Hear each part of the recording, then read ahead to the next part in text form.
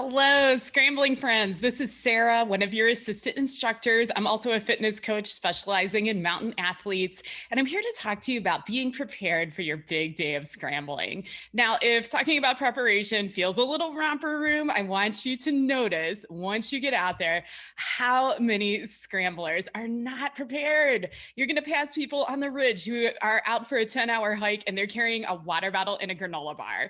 You're going to get back to the trailhead and you're going to meet people that are just leaving for the day and they're walking straight into a thunderstorm. So believe me, these people, they're going to have a bad time and you do not want to be one of them. So here are 5 quick and dirty tips to help you start scrambling day right.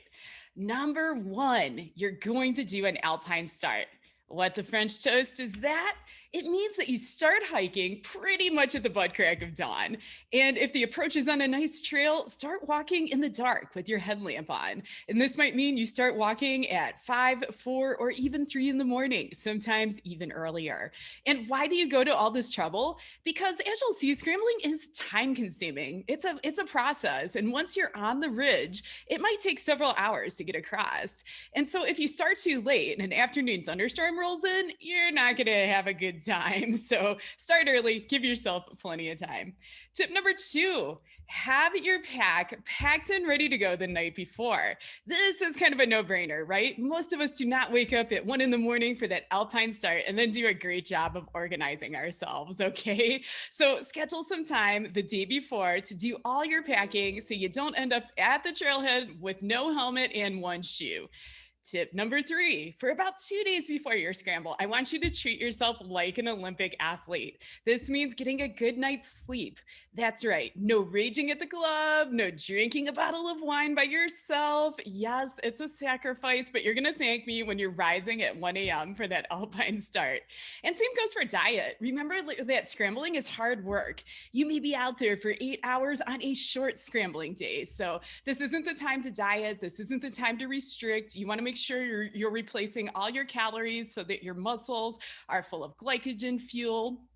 And I generally recommend to my athletes to eat a high carb diet, which promotes fuel storage. If you are on a low carb diet, just make sure you understand the science behind that and what you need to be doing to prepare your body for a difficult endurance event. There's a lot more to it than living on bacon and hoping for the best, right? Tip number 4, be early to the meetup point. You don't want to eat lots of carbs, stay home from the club, get up at 1 a.m., and then have your scrambling group leave you behind because you're late. A good rule of thumb is to try to arrive about 15 minutes before the suggested time, and this gives you a cushion to deal with getting lost, herd a deer, blocking the road, all the stuff like that.